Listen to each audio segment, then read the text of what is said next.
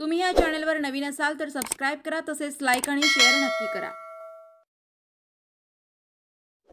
शरद पवार गटाची तिसरी यादी आज जाहीर होणार। सातारा आणि माढाच्या उमेदवार कोण याची लागली उत्सुकता। महाविकास आघाडीतील जागा वाटपाचा तिढा सुटल्यानंतर आता काँग्रेस आणि राष्ट्रवादी शरद पवार गटाच्या पुढील याद्यांकडे राज्याचे लक्ष लागून राहिले आहे। आज शरद पवार गटाच्या लोकसभेच्या उमेदवारी तिसरी यादी जाहीर होण्याची शक्यता आहे। याआधी शरद पवार गटाने 2 याद्या जाहीर केल्या असून त्यात त्यांनी 7 उमेदवारांची घोषणा केली आहे। आज तिसऱ्या यादीतून उर्वरित 3 उमेदवारांची घोषणा होण्याची शक्यता आहे। आज दुपारी सातारा, माढा आणि रावेर या जागेसाठी उमेदवारांची नावे जाहीर होण्याची शक्यता आहे।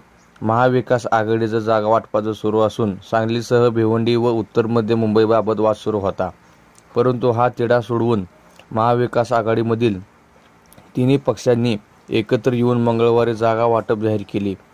महाविकास आघाडीतील शिवसेनेच्या वाट्याला सर्वाधिक 22 जागा आल्या आहेत। त्यानंतर काँग्रेस 17 आणि राष्ट्रवादी शरद पवार गट 10 जागांवर निवडणूक लढवणार आहे। मंगळवारी मुंबईत शिवालय कार्यालयामध्ये महाविकास आघाडीची बैठक पार पडली। या बैठकीत जागा वाटपाचा फॉर्म्युला जाहीर करण्यात आला आहे।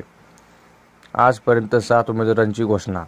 राष्ट्रवादी शरद पवार पत्राने निवडणुकीसाठी जाहीर केलेल्या आतापर्यंत 2 याद्यांमध्ये 7 उमेदवारांची घोषणा केली आहे।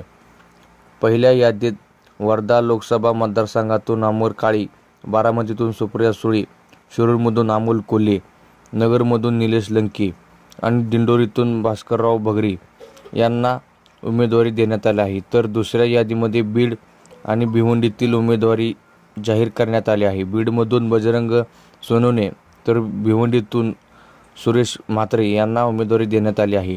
आता तिसऱ्या यादीमध्ये सातारा, रावेर आणि विशेषतः माढ्यातून कोणाला उमेदवारी मिळणार याकडे सर्वांचे लक्ष लागून राहिले आहे।